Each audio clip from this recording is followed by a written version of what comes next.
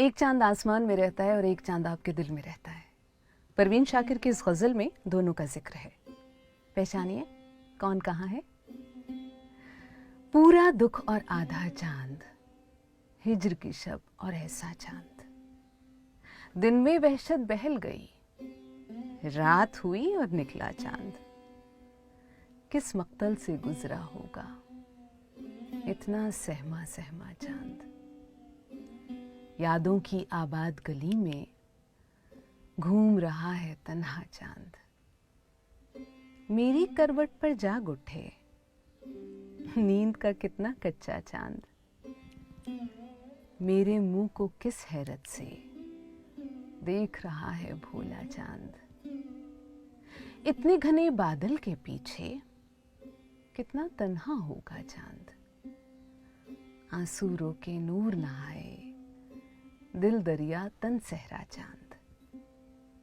इतने रोशन चेहरे पर भी सूरज का है साया चांद। जब पानी में चेहरा देखा तूने किसको सोचा चांद। बरगद की एक शाख हटाकर जाने किसको झांका चांद। बादल के रेशम झूले में भोर समय तक सोया चांद।